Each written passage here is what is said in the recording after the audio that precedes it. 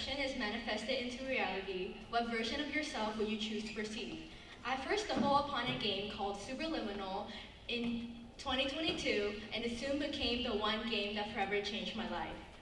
In this game, we become an unnamed patient who signs up for a dream therapy technology with Dr. Glenn Pierce. When the procedure goes wrong, we end up trapped in a lucid dream, and we have to navigate through different levels by interacting with objects in order to find a way to wake up. The objective sounds simple enough, yet in my first playthrough, I wanted to rage quit so many times. I was frustrated, angry even, but more so at myself. I'm a very self-critical person. In everything I do, I always feel the need to excel. The only option I have for not being good enough is to just give up. There were many things I wanted to try, only for me to stop trying because I failed on the first try.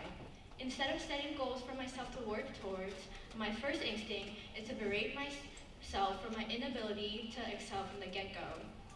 I became so afraid of failure that I refused to try anything at all. Because I expect failure, I find the failure I was looking for. It took me a while before I was able to accept that I will continue to struggle, but even so, I have now learned to see things from different perspectives. Oftentimes, we limit ourselves to this one tiny, invisible box because we're scared of failures. I did too. I was too scared of leaving my own box because I expected only failures. Breaking out of this box allowed me to be able to confront my problems, my fears, but most importantly, myself, in perspectives I never thought of. Our perception is not reality, but it can be manifested into one. For example, it shapes how we choose to face our biggest obstacles, our minds.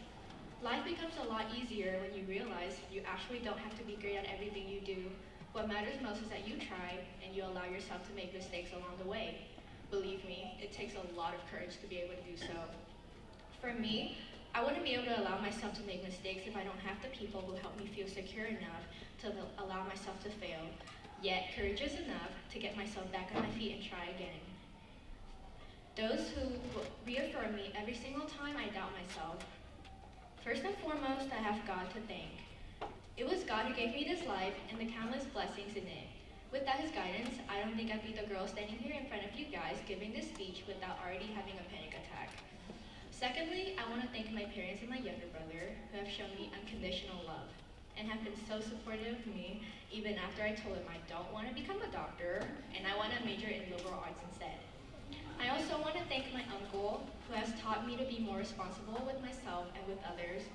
Thank you to all the faculty and staff, especially Mrs. Beasley, for inspiring me to pursue political science, Mrs. Smith and Father Timothy for showing me nothing but love and support. Special shout out to Carson. Thank you for being so annoying. I've had so much fun with you, and I will miss you a lot when you leave for Ohio. Finally, to my soulmates, my sisters, the ones who have made my high school years infinitely better,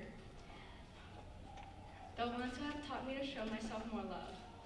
Sophia, Ella, Gigi, Kat, and Josie. I love you all so much. Thank you for allowing me to perceive myself differently. Thank you for seeing me as just me, imperfect and flawed, yet still deserving of love. You guys are the most wonderful gifts God has given me, and I'm eternally grateful for our friendships. Thank you to the other seniors of the class of 2024, and every single one of you here today. You all have made the Highlands experience so amazing, and I could have asked for better. Because I am seen by you guys, I want you to know that I see you too. So, the next time you find yourself having a hard time confronting your problems because you're afraid of failure, or when you struggle to show yourself the love and kindness you deserve, try to remind yourself of this. In the words of Dr. Glenn Pierce, because you kept moving forward, no matter how far off the path you were told you were headed, or how unexpected it became, you found your way. Thank you.